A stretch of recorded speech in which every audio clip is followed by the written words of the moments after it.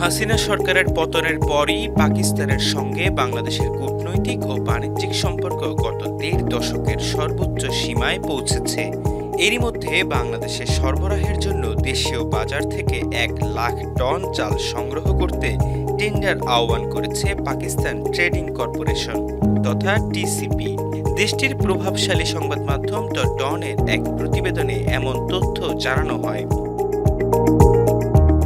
২০ November প্রকাশিত টিসিপির tender নথির বরাত দিয়ে ডন জানিয়েছে, টেন্ডার জমা দেওয়ার শেষ সময় নির্ধারণ করা হয়েছে ২৮ নভেম্বর সকাল ১১টা ৩০ মিনিট। টিসিপি কোম্পানি, পার্টনারশিপ অথবা একক মালিকানাধীন প্রতিষ্ঠান থেকে আলাদা সিল করা দরপত্র চেয়েছে। প্রতিষ্ঠানটি ১,০০,০০০ টন লম্বা দানার সাদা চাল কিনবে, যা পরে প্যাকেটজাত করে করাচি বন্দর দিয়ে বাংলাদেশে রপ্তানি করা হবে।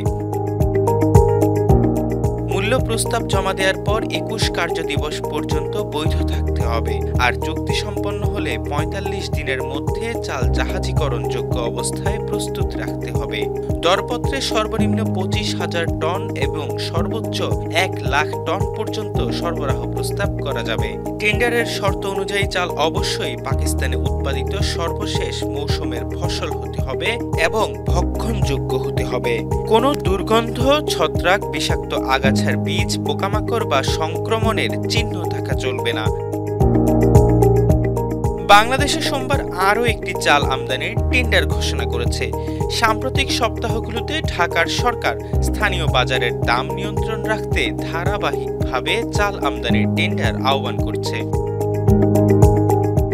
২০২৫-২৬ অর্থ বছরের প্রথম প্রান্তিকে পাকিস্তানের চাল রপ্তানি ২৮% কমে এসেছে, যা খাতটিকে নীতিগত ও আইনি জটিলতা নিয়ে উদ্বেগ সৃষ্টি করেছে। পাকিস্তান রাইস এক্সপোর্টার্স অ্যাসোসিয়েশনের কর্মকর্তারা জানান, ভারতের ২০২৪ সালে চাল রপ্তানি পুনরায় শুরু, বাসমতিতে ন্যূনতম রপ্তানি মূল্য প্রত্যাহার এবং চাল রপ্তানিতে শূন্য হার নীতি চালুর ফলে পাকিস্তানের রপ্তানিতে প্রতিযোগিতা বৃদ্ধি পেয়েছে। তবে পাকিস্তানি রপ্তানিকারকেরা সরাসরি মূল্যযুদ্ধে না গিয়ে বাজার ধরে রাখতে সক্ষম হওয়ায় ভারতের বাজারে পুনঃপ্রবেশ ২০২৪ সালের অক্টোবর থেকে ২০২৫ সালের মার্চ পর্যন্ত পাকিস্তানের চাল রপ্তানিতে বড় কোনো ক্ষতি করেনি।